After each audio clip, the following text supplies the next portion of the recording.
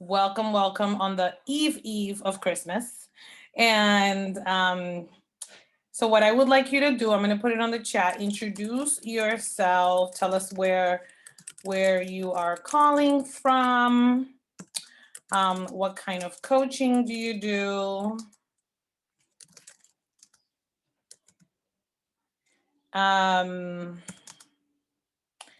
Your win that you want to share, that be professional or personal as it relates to coaching. And then if you want to put your contact info, you want to connect with people, you can go ahead and put it there. So I put that on the chat. And I want to ask y'all, I'm going to tell you all, I'm going to be taking a few bites because, as you know, I am very pregnant and I'm very hungry all the time. And right before I got on this call, I was able to make something to eat, but I didn't have time to eat it. So as you guys are all sharing, I'm going to let y'all, share and do your thing. And then by that time, I will be done eating, but I just wanted to let you know that I'm going to be eating. So, Rita, you're going first. Happy holidays, everyone. Congratulations to my co-graduates on the call. So it's been a great week. I'm calling in from Cohasset, Massachusetts, which is just south of Boston by about half an hour or so. And we still have snow and it's really beautiful here. My burgeoning business will specialize in people in the arts who are looking to start the new year off on the right foot, and I hope to coach them in the right direction. Life coaching with a specialty toward the arts.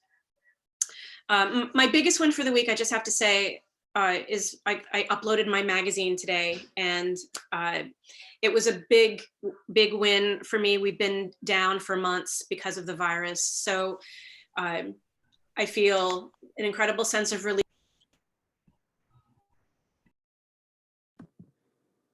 You're on mute, Rita. Oh, I thought I cut it off. It did some weird switch in the middle. I apologize. That was me. I did my mistake. Where did it go back on? I turned it back on. I apologize. The last thing we heard is that you were able to launch your magazine because it's been hard during the pandemic. So I had promised myself once that was done and my staycation began, it would be all about coaching. My coaching win was I've started to lay out the marketing plan. So based on last week's call, I redid the homework. I thought about money. I thought about goals. I made some outreach calls to local newspapers. It's a pretty affluent area that we live in, and might be good source materials in the local papers. And so I did my first homework assignment in my own, my own way. My cat's going to join us, and I'm really excited to get started. I think I answered everything. And my contact info I'll put up. Thank you, Rita. Stephanie, you're next. Hello, everyone. My name is Stephanie Bonilla. I am calling from Boston, Massachusetts, although I live in Framingham, Massachusetts. So it's like 20 to 30 minutes, depending on traffic outside of Boston. What kind of coaching do I do? I'm toying with the idea of doing some professional life coaching. Right now, the coaching that I'm really doing is for my team. I'm the managing attorney of a Latina women law firm. I'm currently an immigration attorney. So it's all my coaching I'm really trying to use for my team and to empower my team. In the future, like next year, I already have a plan, or I'm trying to start creating a plan with my partner and my boss here at the law firm, where I would like to open some type of either business or foundation or nonprofit, where I'd love to focus on Latina women in law school and going into the legal field, to really like empower them, to like kind of dream big and create whatever reality that they want to create. Especially given that the statistics show that less than 3% of the whole legal field is women, and of that 3%, less than 1% is Latina or Black women. So there's obviously a lot of work to be done in that field. And my contact info, I put it on the chat. So I'd love to connect with any and all of you. So let's connect via Instagram, Facebook, whatever, like social media is a thing now. So wherever you want to reach out, I'm happy to create connections and new friendships. Thank you, Stephanie. Sharap. Hello, everybody. My name is Chirap, and I'm calling from Winchester, Mass. And the kind of coaching, leaning towards two. I did say before wellness and health, but I feel like I'm drawn to relationships. I feel so. Anyways, yeah, those are the two. And what else? My win? Well, today I had my second session of my first client. An hour. I felt, how do I feel? This is what I just love what I do, and to really focus on the goals and to redirect her to just having that positive mindset and completing my mission statement. Took me a while, but completed, and she felt so just happy. And that just kind of encourages me, kind of helped me to keep moving on. What else? Also, I've been thinking about my packages. I did a few phone calls with a circle of friends and just sharing what I'm doing. So that continues. I think that's it. That's awesome, Sharap. And remember, it's a vision statement, not a mission statement. You're muted. We couldn't hear you. So vision statement. Yes. Okay. Write it down. Congratulations. Thank you. That's awesome. Amanda. Hi. So my name is Amanda Hem. I'm calling from Maynard, which is out near Concord, Stowe, Sudbury kind of area. I am a new parent success coach. So I work with parents that are expecting brand new and then for the first few months postpartum. And then I'm also working to help coach some women who are transitioning back to work after having their baby and kind of struggling with that work-life balance, especially when there's no boundaries right now between work and life. Everything's just happening at home. I think my big win was also a big eye-opener this week. I had the first person reach out to me who knew me solely as a coach, rather than in conjunction with some of the other things that I've been doing. And so I'd sent them to my website beforehand so that they could get a sense of who I was. And what I had neglected is that even though I sent them to my coaching website, it linked back to my doula website. And they said, oh, the coaching looks great, but really all we need is the doula care. And I don't think that's what they really need at all. So my lesson learned is to hide all the doula stuff better on my page so that when they come to me for coaching, that's really what they see. So I wasn't able to sell them on my full package, but I did sell them on some prenatal education, some doula care, and some postpartum coaching for going back to work. So it's a little bit of like a a la carte kind of thing, but I think it worked. Missed you too, Alba. It's been a while since I've been here, but so that was my win and my growth moment all in one. Wow, that's amazing, Amanda. Right? What a lesson in marketing. Yes. Hide what you don't want to be doing. Yep, and highlight what you do. Yeah. It Very did give me a good. good chance though to practice talking about the difference between coaching and postpartum doula work. And I don't think that I had fully articulated that to myself before. And so that was really a great opportunity. That's wonderful. Amanda, I wanted to share with you on a personal note that my insurance is actually giving me a doula. That's amazing. Fantastic. Do So you have one lined up? Oh, yes, and she speaks Okay. Spanish. She Yay! has a backup just in case. I'm so excited. Oh, fantastic. I'm so happy for you. Yes, which I wanted to connect you with the agency. That Okay. if that's something that you want, I don't know if that's, Absolutely. yeah, but I wanted to send you the name of the agency so you could explore that. Yeah, that'd be great. Thank you. You're welcome. Sulai. Sulai, are you there? Yep, sorry, my computer was frozen. Let me see if the camera will go on. So Here we are. Hi. Hello, hello. So hi Rita. Hi everybody. My name is Sulai Garcia, and I am calling from the Dominican Republic. And I don't know what kind of coach I want to be yet, which is interesting.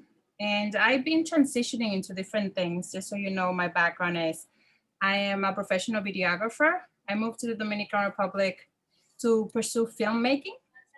And then in the middle of the whole thing, I was introduced to Reiki and I fell in love with Reiki. So I became a Reiki master and I just love it. Then as a hobby, I took massage because I love working with my hands. I love baking and doing stuff with my hands. And so I'm in love with like massaging people with the Reiki energy. And I've been doing that like to a couple of friends. So I got my certificate as a professional massage therapist. And I got my master's as a Reiki master. And then I took the class with Clara. Now I'm a coaching. And then my mom says, what are you going to do with all of it? And I'm like, I have to figure it out. I have to sit down and figure out what is it that I'm going to do that is going to complement everything. So Rita has been helping me with that, which has been great. And I think that's a big win. I feel like we've been able to put down like all my skills to be able to identify like how can I better serve each client. And so I know that they have specialty coach, and I'm trying to figure out like what kind of specialty coach I can be so that I can better serve the person when they come to me. So yeah, that's about me. Awesome. Well, thank you for joining us, Sulai, and it will all be revealed to you, I'm sure. And I just want to commend Rita because she sent me a 30-day plan, and it is the most detailed 30-day plan I have ever seen. So you really lucked out with her. Excellent. You know, I need that. I need things Yes. that are detailed because I get all over the place. So Yeah, I that's told her, I said, as long as it's helpful to Sulai, and if it's helpful to you, then awesome. Awesome. Tiela. Good evening, ladies. Good evening. My name is Tiela. I am a transformational coach. Also by day work as the now officially YW Boston Senior Program Manager for their Fire Initiative program. So I got a little boost, came with a nice little cash increase too, so I ain't complaining about it. So I'm really excited because my work, what I do as a coach, I actually get the opportunity to, with my coordinator, I'm going to take her through my coaching program. So I get to play with that while working. So I'm really excited for doing that piece as I'm still building out the marketing plan and doing things. So I get a chance to keep my wheels oiled or keep oiling my wheels, so to speak. And I also have an opportunity to do a group coaching with one of my mentors, and I get to get back into I work with middle schoolers, but my background is in serving high schoolers and college students. So I actually get to get back to the 18 to 25 group and help them kind of develop a plan to work on a goal. And so get to do a little mini coaching session with them to run through with my mentor. So I'm kind of like aligned and feeling really good. I feel like a couple of weeks ago, I was going through something and I was like, I need to quit my job. I don't know if I'm doing everything. And kind of had a moment and talked myself off my own ledge because as a coach, I realized, excuse me, as I laugh, because I realized when I was having the moment, I was like, what would you tell your client? And I was just like, oh, okay, so what am I going to tell myself in this moment? So I was able to just embrace where I'm at, knowing that slow and steady wins the race. And so I'm excited for Next year is my lucky 21. I was supposed to be born May 21st, but I born May 12th, but I was born May 21st. So 2021 and everything that's happening is feeling really, really good, giving me an opportunity to just like trust myself. And I think I've been, thank you, I like smiling. Because I like, honestly, on that note, like coaching, the reason why I got started in coaching was because I'm helping other people and not realizing I'm not helping myself. So the things that I'm using to help other people, I wasn't applying. So I'm like, if I'm helping others, I want to be able to walk the walk, talk the talk. And so I understand when you want to jump off a ledge. So now I have that experience plenty times over. It can kind of help my clients, especially young adults who are trying to figure out who they are and navigating there's different ranges of how you're coming into this. So I'm excited to be here. And I'm calling from Dorchester. From a little Dorchester spin on it. Congratulations on your promotion, Tiela. Thank you. And and everything else that you're doing with your mentor. And it sounds to me like not only are you like growing as a coach, right? But like remember that coaching is both the profession and the skill, right? And the leadership skill. And you I can tell that you have been applying the skill to grow in other areas and within the profession. So congratulations on that. That's wonderful. Thank you. Gladys. Hi, I'm Gladys, and I'm calling from Dorchester.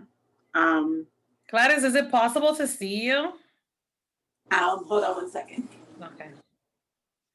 I'm with my son, so I have to get out of his room. He's not gonna want me to show him.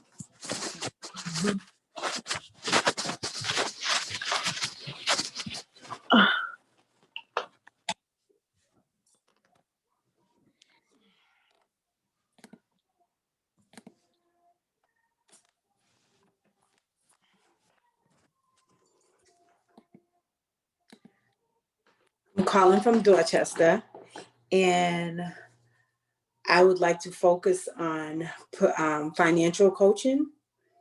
My win for this week was I connected with a friend that I knew who had already started or completed a coaching program, and she's actually helping me to build a website and put together a package. Beautiful. Beautiful. That is, check you out, right? Connecting with your inner circle, right? Your circle of influence and gaining momentum. Yeah. I love it. Thank you, Gladys. Thank you for being here. No problem. Janet, you're next. Hello, everyone. Hi, I miss you all. Hi. Elva and Amanda. How are you guys? Okay.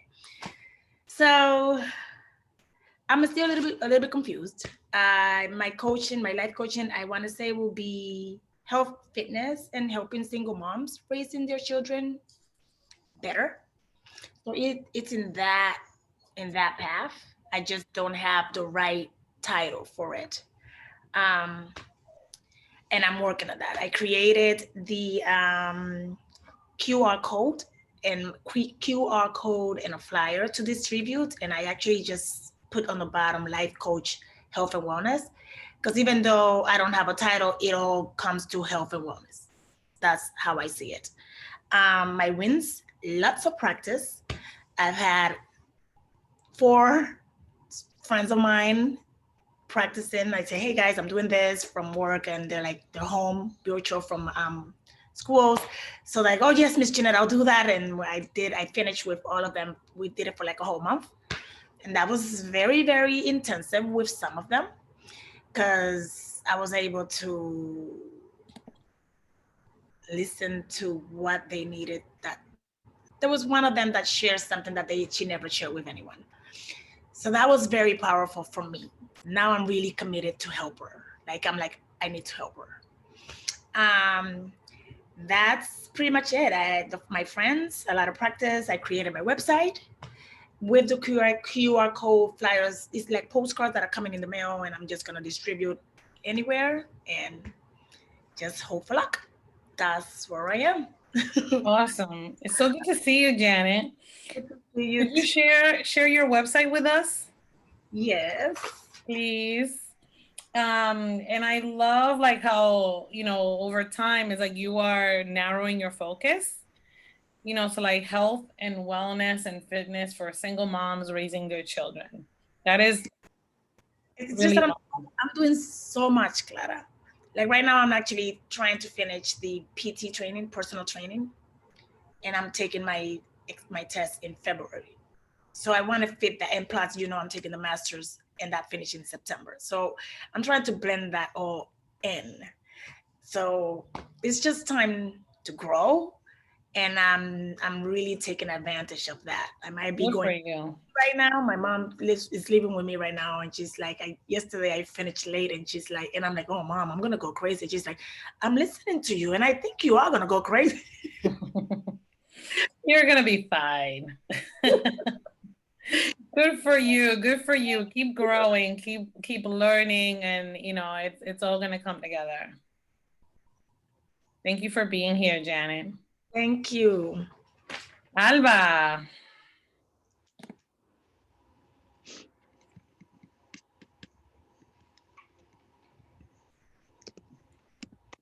Alba, you with us? Give me an A, give me an L, give me a B, A. Alba. Woo. So, waiting for Alba to come, I will share my win of the week. Gosh, there's been so many. But I want to share with y'all that I have been recruited and I accepted to be part of a group of executive coaches. I want to call executive coaches as part of an organization called Lead Vantage. And this organization, the reason why I am so, you know, I accepted was one, because one of the founders, she's African American, and she graduated from Leslie, where, you know, which is my alma mater. And you guys don't understand how rare that is to find. And she has such a passion for what she does, that I'm, you know, she's been doing this work for 45 years. And you guys know that I have been in this coaching game for about 12. So when you think of the, you know, the time frame there, yeah, I feel very connected to her, and it's been very clear to me that I really need to work with you know, I want to obviously my first commitment is to continue to support all of you guys in your journey, and make sure that you are the best coaches that you can be, and give you, you know, all the knowledge that I can and all the opportunities. And this is one way, I think, for me to be able to do that and to pass knowledge. But also, there's this other side of me that's very clear that I want to really work with leaders and people in power, because, you know, that's how a lot of the change really gets made. And leaders left to their own devices can be very dangerous. And I can see that I can provide a lot of value there. So I'm really excited to join that team. And quite honestly, this is my actual second, you know, I've never really worked for anybody else as a coach other than myself. And so it's been Harvard Business School and then this group. So I'm excited. Thank you, guys. So I wanted to share that. I'll be announcing that soon. Alba, are you here? Are you with us? Oh, she left. Aw, okay. So before we get started, hopefully she comes back on. Before we get started on our topic for tonight, I also wanted to remind all of you two things. So one is that, there's this opportunity for all of you to apply for the Positive Intelligence course grant so that you can do the Positive Intelligence course as a coach and kind of follow that coaching track. It's extremely valuable. I went through it. I can't say enough good things about it.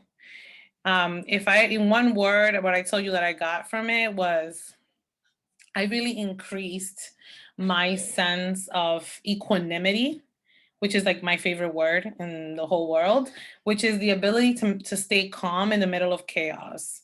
So considering, that we're in a pandemic and that I am 32 weeks pregnant, I am extremely calm, for what I could be. And I thank that program for that. And so I spoke with the Institute, and if you guys apply, you say that I sent you and that you have a cohort of people that you will be able to form pods with, you will get the grant, and it's $1,000.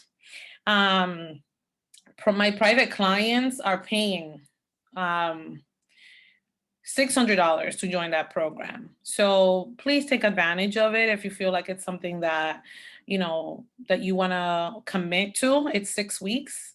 It's an hour. The $1,000 covers the whole program. Yes, Amanda. So it'll be a full scholarship. And so I think you have I sent all the information. And so if you apply, you just let me know. So then that way I have a running tally of who applied.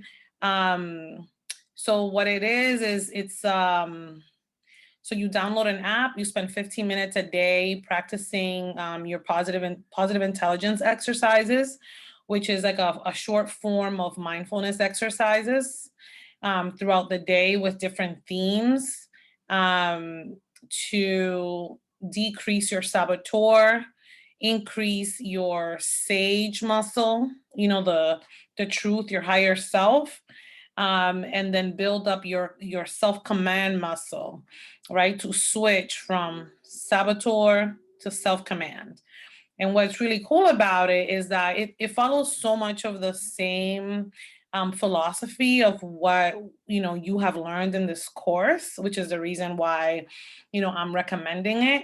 But it gives you very simple language for you to also be able to share that knowledge after you apply it to yourself with your clients.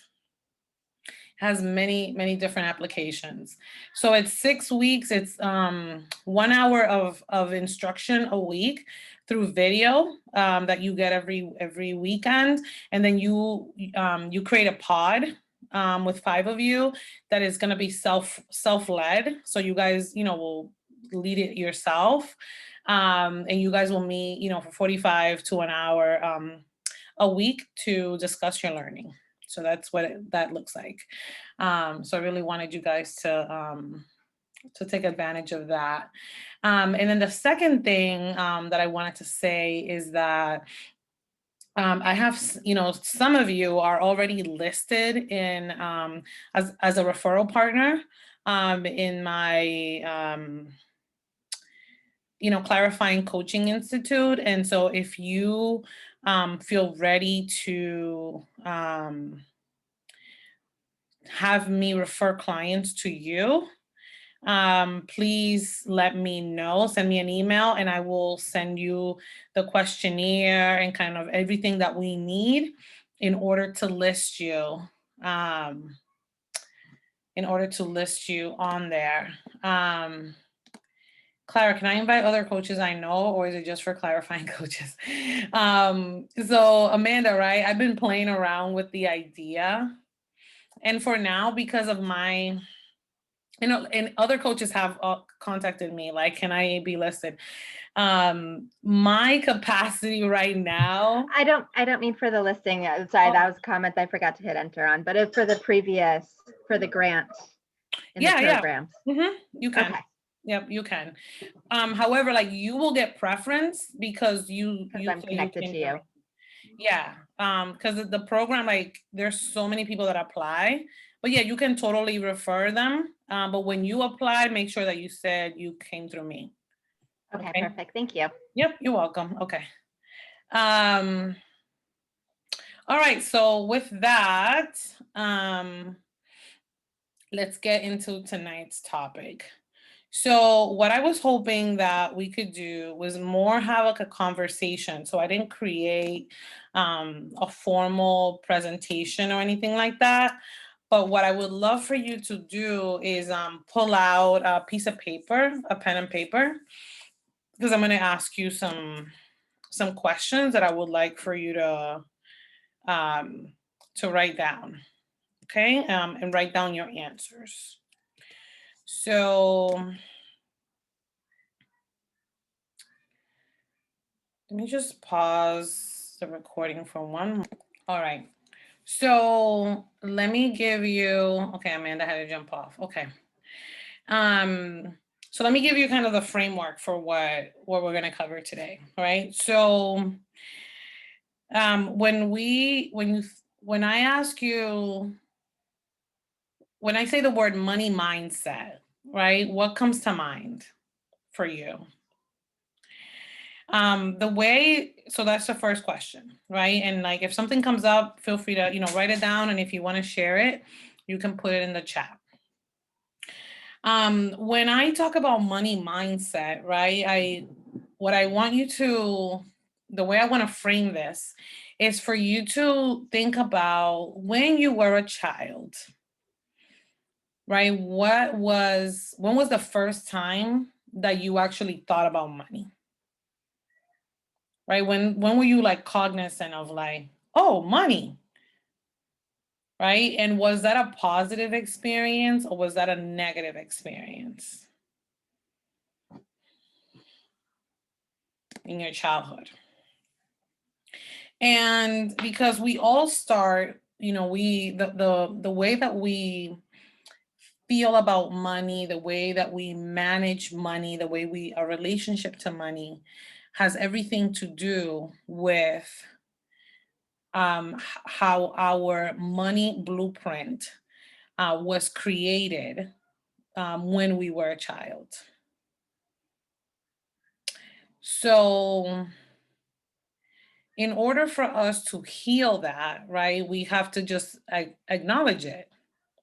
So I'll share with you guys my money blueprint on like how I started with money, right? When I was a child, I lived in the Dominican Republic and I was kind of like in the middle of this paradox, a dichotomy between my father's side of the family. My grandfather, who my dad worked for, owned like one of the biggest shoe factories in the Dominican Republic. And he was so wealthy. Like, I remember, that on Saturdays, my mom was his accountant. So I had all these privileges. Like when my grandfather would design children's shoes, I would get the first sample. And I would like see all these people line up for my grandfather to like, my mom would be helping him write checks to like pay his workers every Saturday. However, he had like multiple cars, and with that also came like multiple women, and like his moral compass was just not there. But he had all this money. And then people used to talk so bad about my grandfather that I was like, oh my God, like if people have money, like my thoughts as a child was, if people have money, does that mean they're bad? But he's not bad to me. That's weird. Like it was so confusing. Then my mother's side of the family, my grandfather had, gosh, like it was like 15 kids in this one little house. And what he did for a living was he had his own business where he, this is so unique. He used to buy eggs from like a really big market and bring them all to the house. And then he will like re-clean them and repackage them. And then he would go and sell them to the local bodegas.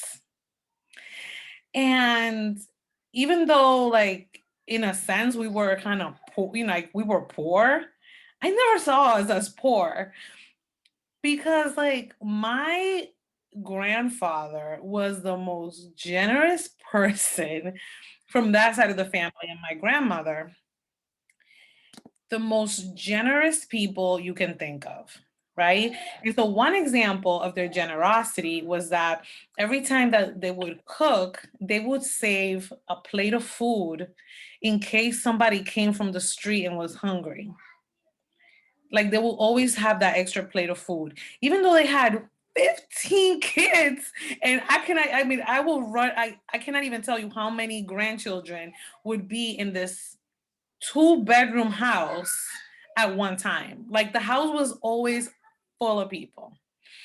So I was always, I was growing up, I was like, but look at them. Like they don't have that much, but like everybody loved them. Like there was always friends around. It was like just such a genuine vibe.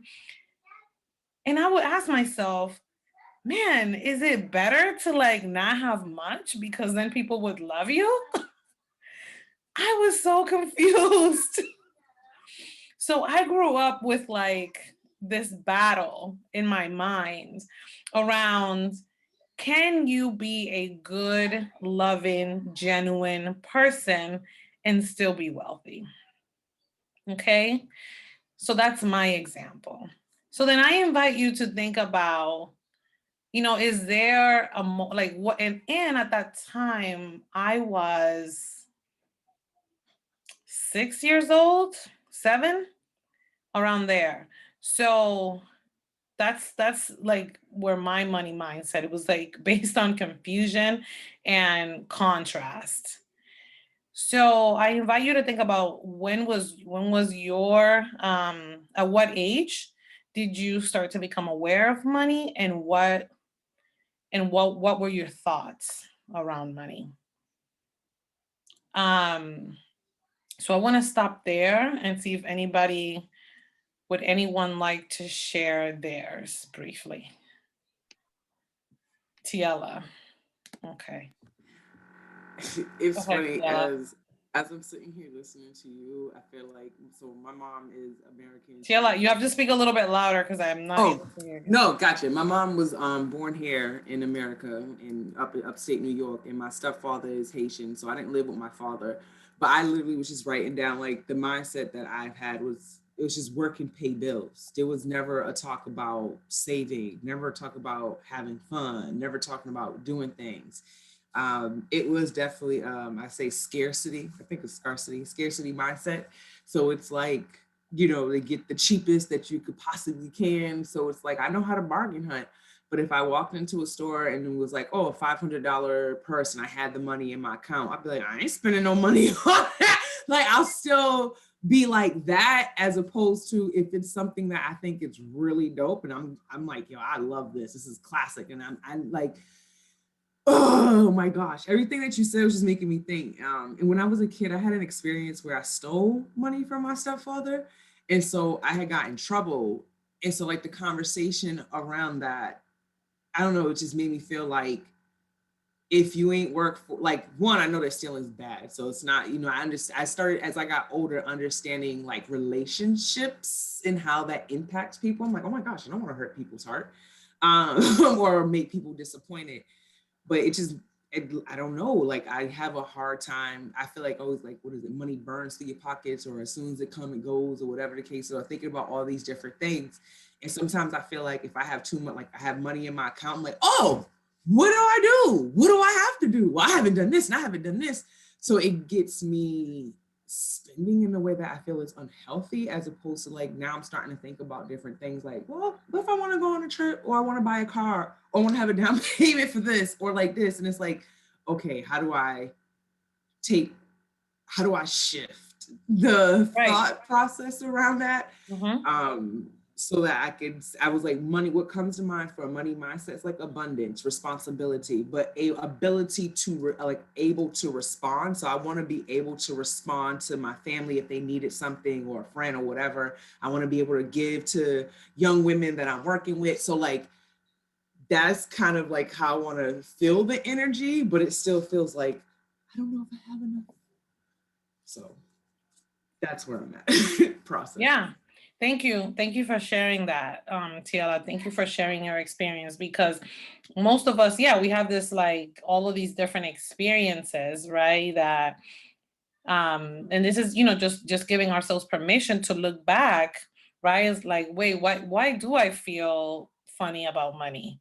Right? Especially how that relates to our coaching, and when it comes down to it, right, is like asking for, like, many of us, we're all guilty, right, if we haven't done any healing around this, and we're not aware of, like, one, we're all here because it's more than money. It's not just about the money. It's because, like, deep down in our hearts, we are healers. We are people that like to help other people. And most of us would do this work for free if we didn't need to pay bills.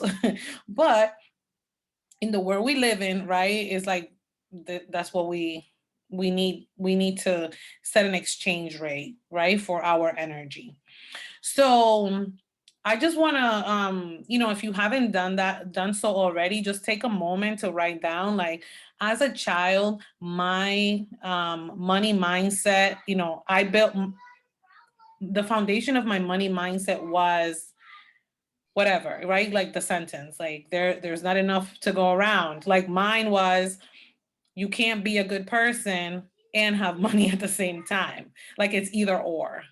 So I had to heal that. So whatever it is for you, like, please take a moment and write that down. Nice. Yeah. Someone said, may I share? Yeah. Me. Yes. So I didn't get to introduce myself this morning, but this morning, oh my God. Is it Friday yet? It's Wednesday, Alba. Yes. So I'm a trauma life coach, and when you mentioned that, I think of a lot of things, and I'm gonna disclose a little bit TMI, but it's important for me to kind of just really truly reflect on that.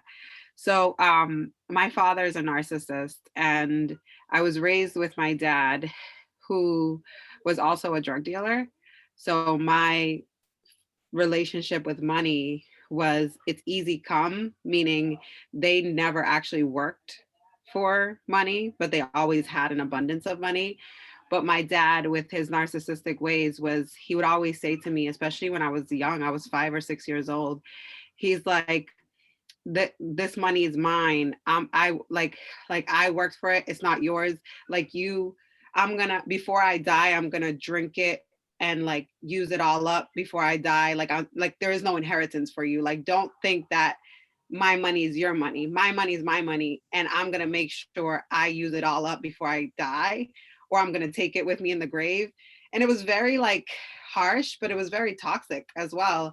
Because growing up, I always felt like I wanted to make my own money, and I didn't want to ever ask for any help from anybody. Like I wanted to just stand on my own 2 feet. Because if my dad won't give me money or leave me money or whatever, and even when I think about a lot of like the drama that exists with money in my family, because there's a lot of conflict and stuff that goes on with money. For me, it's like, I want no parts of that. Like, I don't care if my name is on a inheritance of some sort, like keep it. I don't want it. I want 0 pieces of it, because there's just so much negativity surrounded around money, and people get really nasty anytime money gets involved. So I always felt like money brings out the worst in people. And in particular with growing up, like there was times where we just would have so much food and so much stuff, but I didn't understand, like, how did it get there? Like it was weird. Like, how do we have this abundance of stuff if no one's actually going to work and working for it? So I always had like a horrible spending habit, especially when it comes to food. I always felt like, I don't care how much I spend, food is food. Like we need to eat food.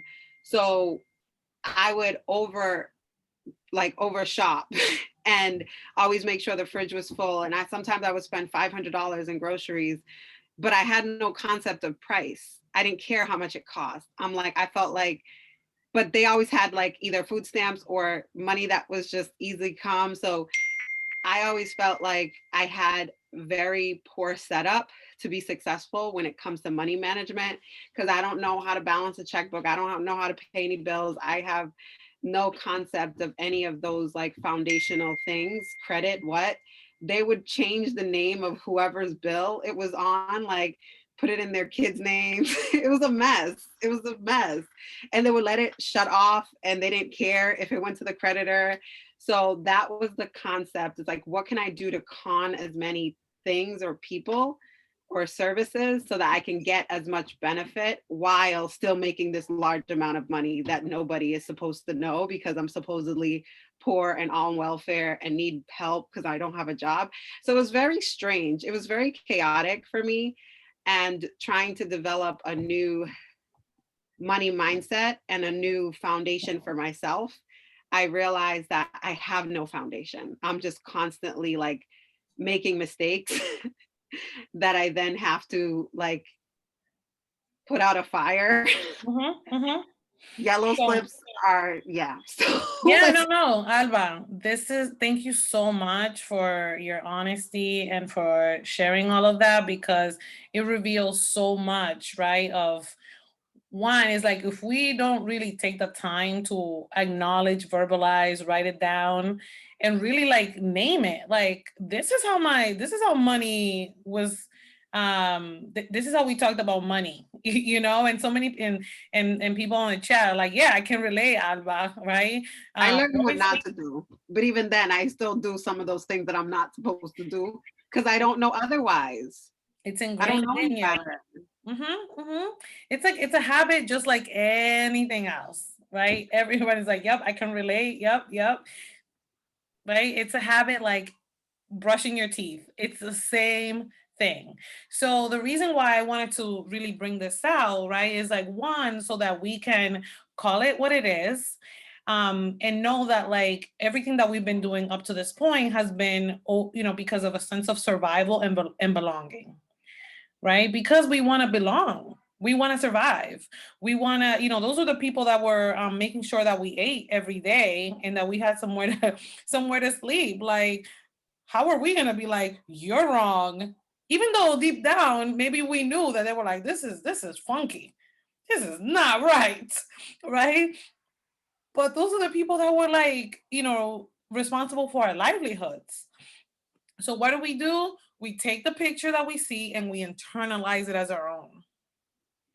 That's exactly what we do, right? And so the reason why, I want to bring this out is like, because, right, when you can express it, right, we can release the shame around it, right? Around the fact that like your credit score is not where it needs to be, or you don't have the savings that, like, because of the thing is that you have this blueprint that you took for survival reasons, right? We took from our parents, our caretakers. Okay.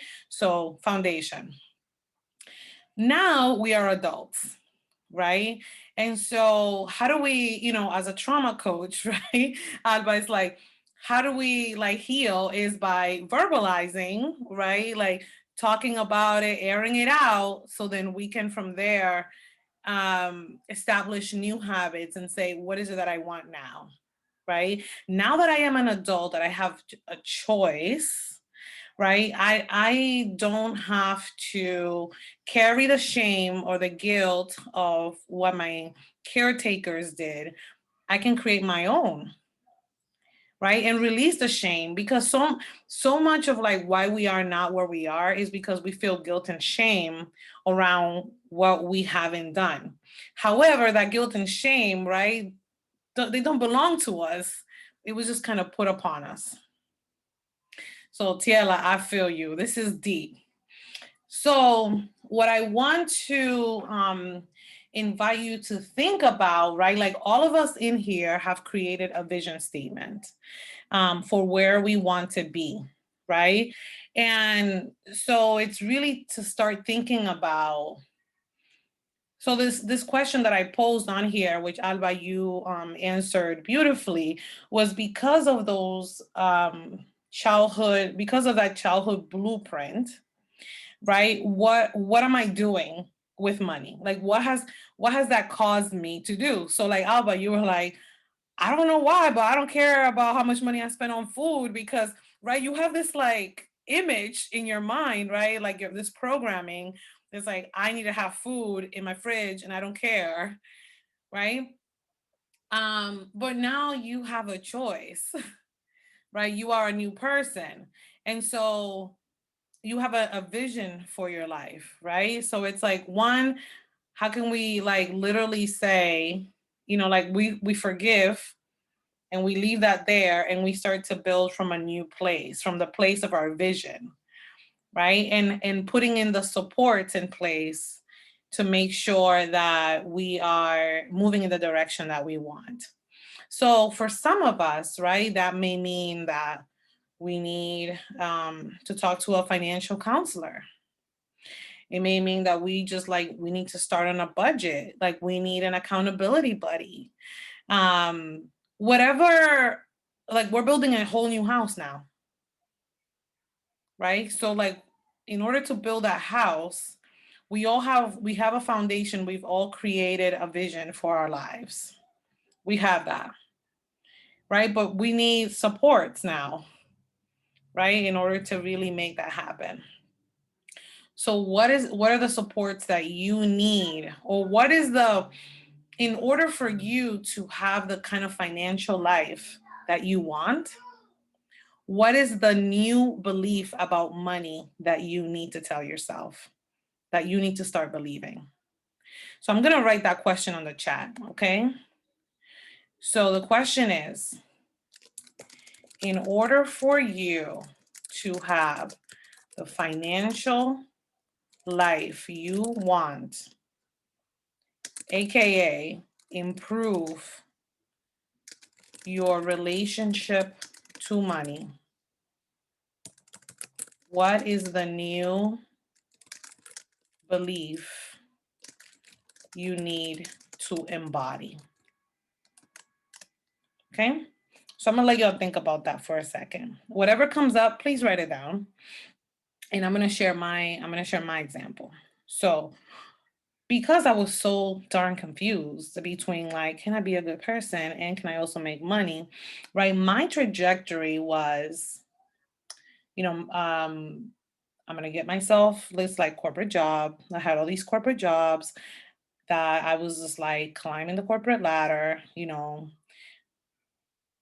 I got my first job in finance at 18, but I felt so empty inside. And I was like, there has to be more to life than to just make money and spend it. There has to be. And I would just like literally make money and spend it, make money and spend it. And there was no connection between like my fulfillment and my value and my contribution and what I was getting back, right? That was the result of my confusion around money. Those were my actions.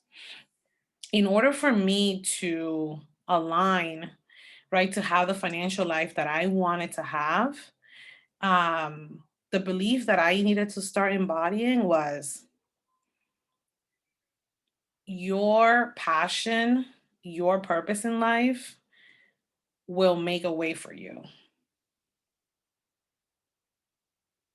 You will be compensated in relation to the difference that you make in people's lives. I did not get that from my caretakers, trust and belief. Okay. Even to this day, my mom is a teacher, but she's not making like tons of money. She's more fulfilled than anything else, but I had to completely come up with a whole new set of beliefs, like reparent myself.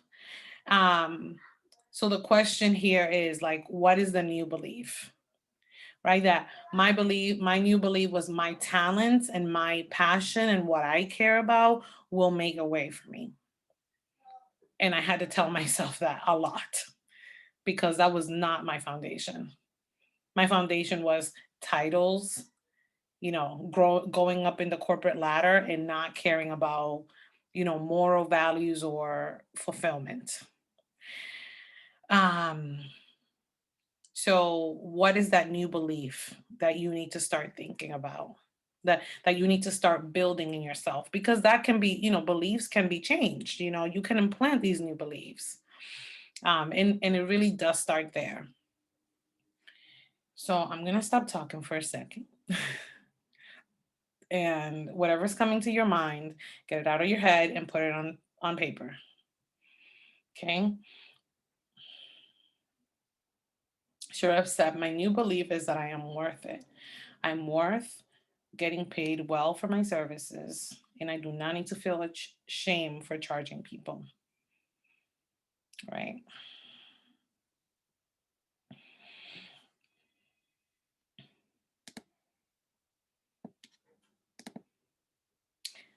So if you, the more you value yourself, the more you can receive, the more impact you will have on others. Alba, yeah?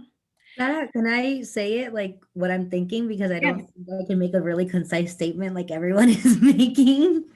Yes, Stephanie. It's awesome. So yeah, so I grew up in Honduras. So I did not grow up in the US. And my dad was an alcoholic and a drug addict and still is. And my mom was in multiple very violent DV relationships. And it isn't until recently that she got out of her last one. So like it was hard growing up. And I grew up in Honduras, poor in Honduras, which is like a different level of poverty than the US. Because it's just different, right? Like we didn't have running water, we didn't have like a bathroom in the house. Like it's just a different concept of poverty. Not saying that any is more or less valid, it's just different.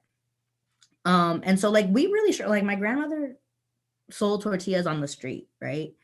And so that like there was this whole concept of like we're always struggling, right? So financially we're always struggling. So we need to like go paycheck to paycheck. But there's also like if I got some extra cash, because let's assume, I mean, now that I think about it, that's interesting. But like sometimes neighbors would come over and just give me cash because we were like the poor family in the neighborhood. But if I got that, there was that intention of I needed to give that to the family. And so all of us had to like take that $100 or whatever and do that. Right. And it didn't matter that like my neighbor gave me those $100 for shoes for school. Right. That's $100 that like could feed all of us, or we could go to like a version of like a TJ Maxx type version, I guess, and get clothes for all of us, And so I think for me, like the belief is definitely, so in all of this, I learned I'm not worth it unless I'm part of this community, right? I'm not worth it unless I'm building with this community. And then second, like my needs kind of got overshadowed because it was this bigger group, which I think personally being Latina, there's value in community, right? There's value in a network, but there's boundaries. I think there's boundaries, right? So that you don't get lost in that community.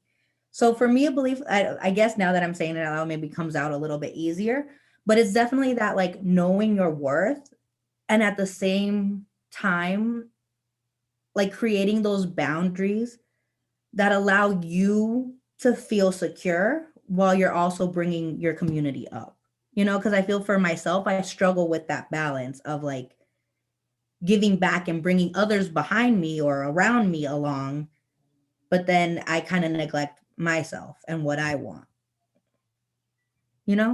Yes, beautifully said, Stephanie. And I'm sure that many of us can really identify and empathize with everything that you just said. Now that you have voiced this so beautifully, right? Like, and having and like being clear, right, on that vision for your life, what would you say is the new belief that you need to adopt in order to move towards that vision about money?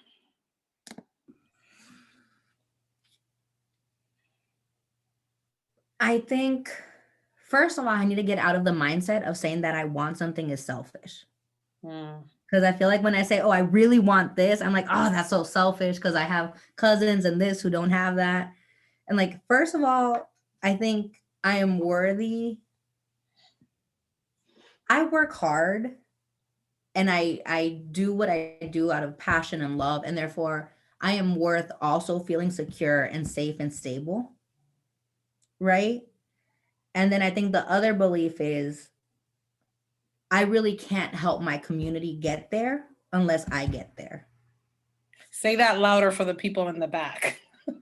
I I think I can't help my community get to that stability and safety, financial safety, unless I get there too. Mm-hmm. And so now that I'm saying, yeah, I just realizing that as I'm talking to you, I'm having a little moment right now. I think we all are. Yes. Yeah. So the statement is, I'm worth feeling secure. Mm-hmm. So that's the belief, right? I'm worth feeling secure, and I can only really help people if I help myself first. Yeah. Right. And there is definitely moments, where you're like, oh, you have where you give from the what I call giving from the overflow. Right. Or like you have an intentional, right. And setting those boundaries, like it is safe for me to have boundaries, right, around money. Because you are worth feeling safe and secure. Because you do need to help yourself before you help other people. Yeah, everything you just shared, like, just really echoes so much of, what I'm sure has been, so many of us that are here. Yeah, we have all been part of tribes, right? Like families or tribes. But then you kind of, there's a point where like you gotta get you come out of the tribe to build your own. And yes, you give back, but then it's like you gotta reestablish your entire belief and boundaries. So thank you for sharing. Did you write down the beliefs? Okay. Right. Would anyone else like to share what is the belief in order for you? So Janet, I'm going to read yours out loud. Let me ask the question again. After I read Janet's, if anybody else would like to share, what is the new belief that I need to start enforcing in myself in order for me to build the financial life that I desire? I'm going to say two things in addition to that, right? Because we're almost closing. So two things. Number one is, remember the workshop from last week, okay? Around the money that we said we wanted to make. And if you didn't get a chance to be here, like the recording was sent out. And there is a whole exercise there around like, this is the money that I want to create. Like when I'm telling you about the financial life that you want to build, right, is about moving in that direction. And, becoming that person, right? And becoming that person starts with that belief, that you are worthy and deserving, and whatever else you, in your own words, right, that you need to start building. That belief that you need to start building. Secondly, I also want to emphasize The other exercise that we did prior to that, when we thought about our lives as this perfectly written novel, right, that has provided us with gifts that we are now able to share, right? Because all of the financial abundance that we are going to receive is really around us expressing and sharing and being creative with our gifts, right? And helping other people.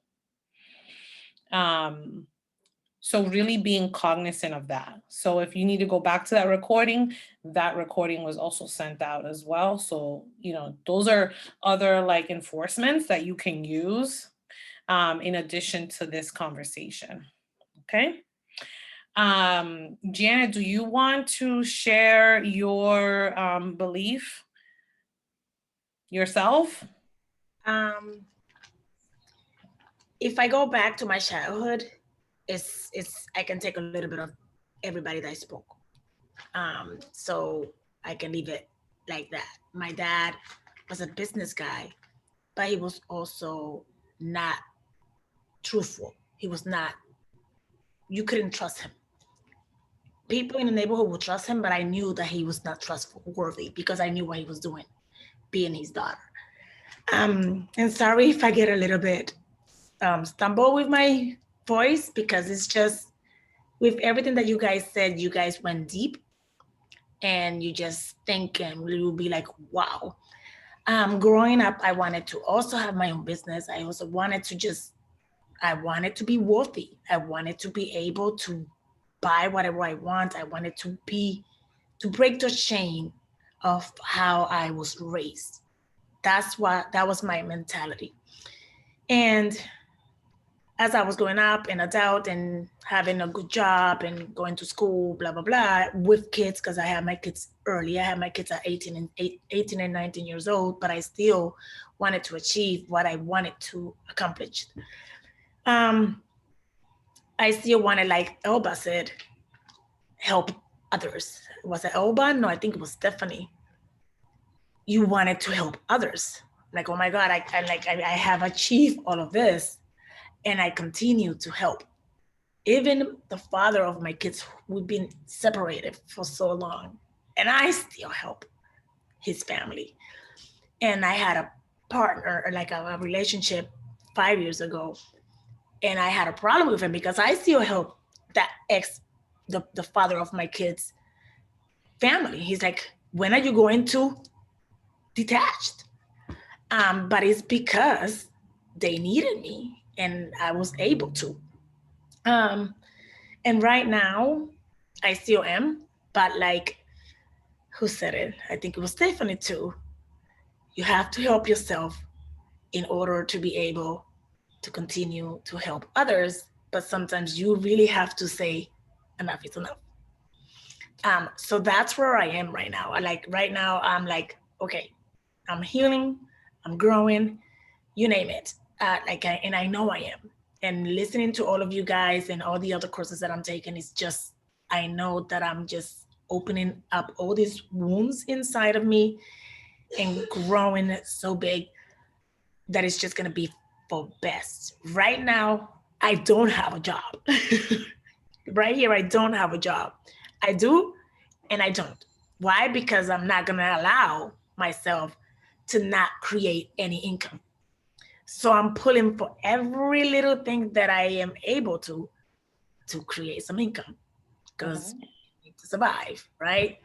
But I know that 2021 is going to be big, and I have it here. I know that whatever is coming is going to be. And Clara, I did the first year marketing plan. I created it from the video that you shared last week.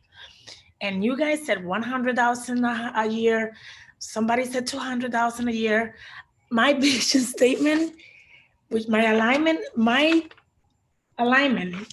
you have to be in alignment with your vision, right? And it's 360,000. I don't know how, but I will. I will. Yeah. It's not gonna be easy, but I will. And if you put that mindset, you will if get. If I If I put my mindset there, I will get there. It won't be as fast as you want it to be, but I will get there. And that's So Alba, so the Alba, Janet, to everything you said, I'm like, yes. So what is the belief, right? Like, tell me the belief out loud. I want to hear it from your words. What is the new belief that you need to adopt in order and embody? I'm worthy, deserving, and capable of. I'm worthy, deserving, and capable. Like anybody else is. Like anybody else.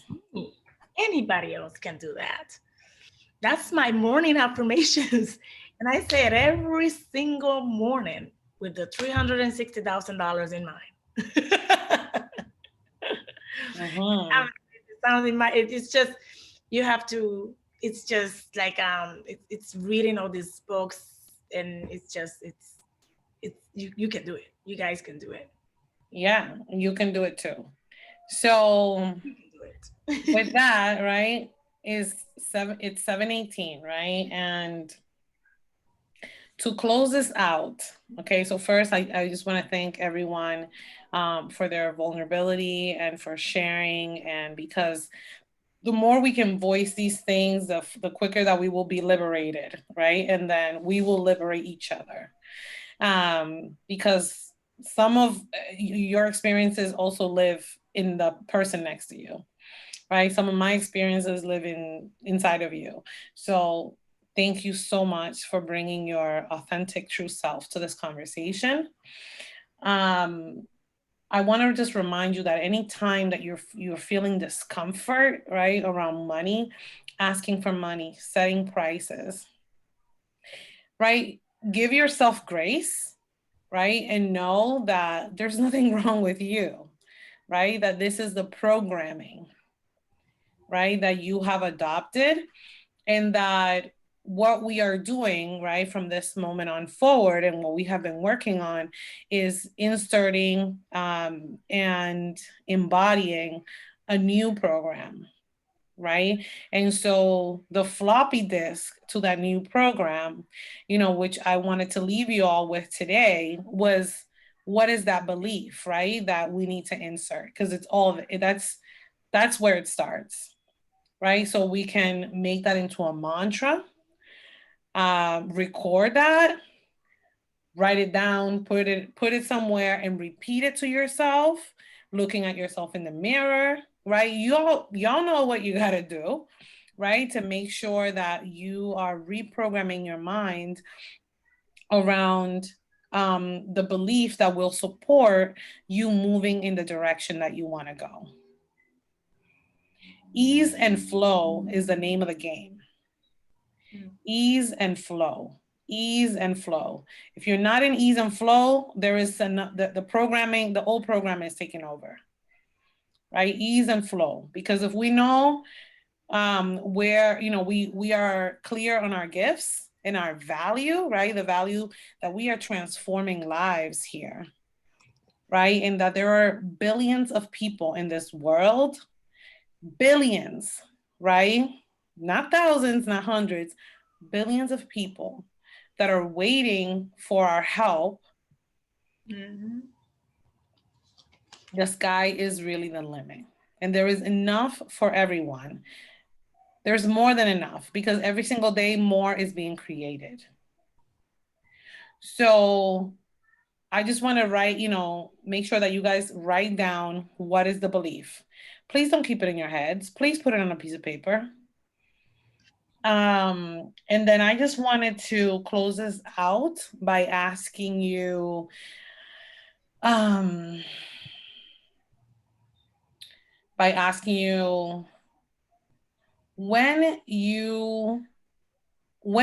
you reach your goal, your financial goal, what is the one, how are you going to feel, right? So I want one word.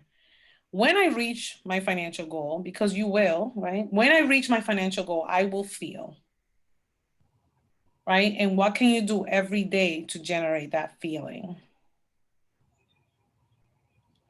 So who would like to share first? When I reach my financial goal, I will feel Fulfilled. fulfilled, Janet. And to achieve that, feeling every day, what can you do? What's one thing you can do? That's what I do. Miracle Mornings. That's what I do. And I'm not even, and I'm not kidding. That's my morning, my morning show. MM, I call it MM, and I'm part of their group. That's what keeps me going. And he has something every week. Thank you, Janet. If you are ready to share, please unmute yourself. I would say I would feel secure. Secure. And to feel secure every day, you will, or you can. Meditate. Thank you. Rita? Free. How are you going to feel when you reach your financial goal? I'm going to feel free. Free. And what can you do every day to feel free?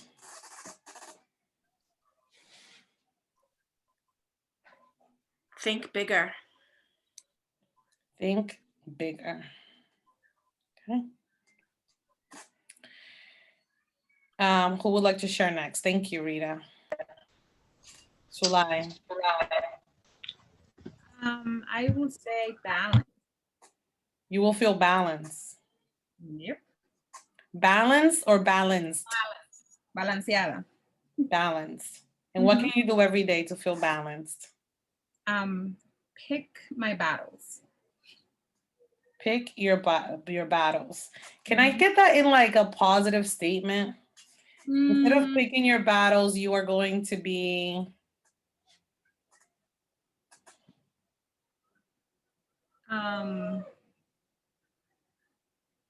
How would I say that in a positive way? Let's see. Give what I want. Give. Okay. What was the other one? Give what you want, or what? Yeah, give what I want. Because the challenges in the Dominican Republic, I have a lot of need around me, so I tend to be very giving. So it's something that I'm definitely working on. And it sounds like you're not giving from the overflow. I feel you, Stephanie.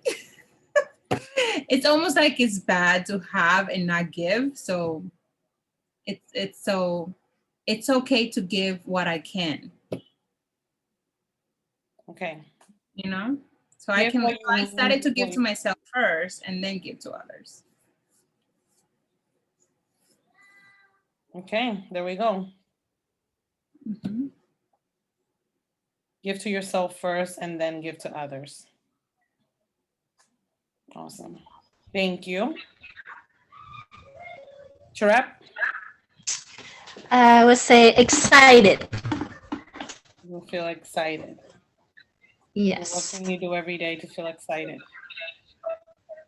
Tell myself that I'm worth it. Tell myself I'm worth it. Thank you. TL, are you ready to share? I'm over here puzzling. I don't know. I don't know what comes to mind is like satisfied, just as satisfaction. And then what's your next question? What can you do every day to feel that way? I wrote compassionate discipline. Like I still, like there's still this level where I have to show up for myself and be committed to what it is that I'm saying I want to do for me. But I know I'm going to need some compassion to do that because I'm hard on myself. So I think compassionate discipline is something that will help me feel satisfied because I'm doing what I'm doing and I'm showing myself compassion along the way. So if I bump along the road, I won't go, well, see, da da da da. And that whole voice comes back in.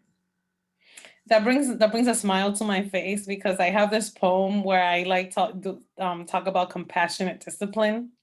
I think the poem is called Encouragement. And so it's like part of it's like compassionate discipline. So I've never heard those two words used before. before my poem. I can totally appreciate that. Thank you, Tiara. Gladys, how will you feel once you reach your financial goal, and what can you do every day to feel that way? I would feel liberated. Liberated. And what I can do every day to feel that way is continue on the path that I'm going and stay consistent and hold myself accountable. Mhm. Continue on my path, stay consistent, and hold myself accountable.